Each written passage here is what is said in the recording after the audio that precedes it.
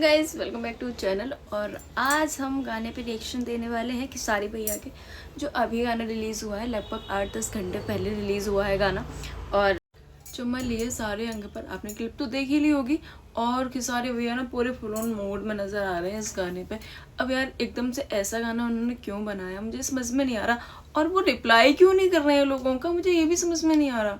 मतलब यार थोड़ा सा तो होना चाहिए ना कि यार मतलब कोई तुम्हारे लिए गाना बना रहा है। अभी गाना आया था ना, आप लोगों ने वो देख ही लिया होगा। और किसका आया था, काजल रखवानी का आया था ना। मतलब एकदम से डायरेक्टली उन्होंने ऐसा गाना उनके लिए बनाया है। इंटरव्यू में भी कह रही हैं आप लोग, मैं यहाँ क्लिप लगा दूँगी, आप लोग देख लेना। फिर भी यार मुझे समझ में नहीं फिर भी यार उनको मतलब यार मैं ऐसा सोचती हूँ कि उनको रिप्लाई तो करना चाहिए था, है ना। क्योंकि लोगों के दिमाग में थिंकिंग बनती जा रही है उनके लिए, खेसारी भैया के लिए। खैर मुझे विश्वास तो है अभी आएगा, लेकिन हो सकता हो थोड़ा लेट आए, लेकिन रिप्लाई तो ज़रूर आएगा। और शायद मेरे ख्याल से उन्होंने एक इंटरव्यू में बोला भी है कि रिप्लाई तो ज़रूर आएगा।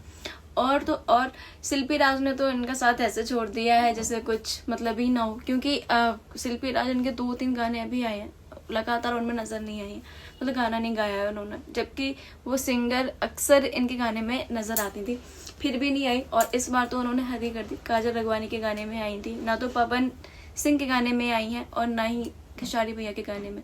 मतलब उन्होंने कोई भी गाना नहीं करा। अभी उनका जो पवन भैया का गाना रिलीज हुआ है तो मैंने देखा था उस गाने को, उसमें भी वो नहीं थी। तो ये गाना सुमित सिंह चंद्रवंशी ने गाया है। तो मैं आपको बता देती हूँ, सुमित सिंह चंद्रवंशी का गाना मतलब गाना गाया है खेसारी भैया ने। ये गाना उनका क्यों बनाया मुझे ये समझ में नहीं आता। क्योंकि वो इनडायरेक्टली आपके लिए मतलब काजल रघवानी के साथ गाना गा रहे हैं, गाते जा रहे हैं लगातार। वो डिफेंडर वाला नहीं चाहिए, वो गाना भी उन्होंने ही गाया था। और अभी जो भैंस चरवा वाला, वो गाना भी उन्होंने ही गाया था। फिर भी इन्होंने उनके साथ ही गाना कराया। मतलब यार मुझे ये समझ में नहीं आ रहा अब क्या ये दिखाना चाहते हैं, या फिर उसको या तो ऐसा तो नहीं है सुमित चंद्रवंशी को अपने साथ जोड़ रहे हो।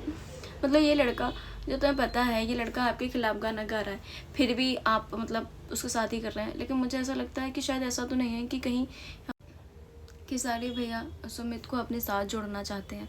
मुझे ऐसा लगता है कि उन्होंने मौका दिया है कि अभी भी मेरे साथ आ जाओ, और वो शायद उनके साथ आ गए हैं काजल रघवानी का साथ छोड़ के। और मतलब यार इस गाने में तो फुल ऑन मूड में लग रहे हैं खेसारी भैया।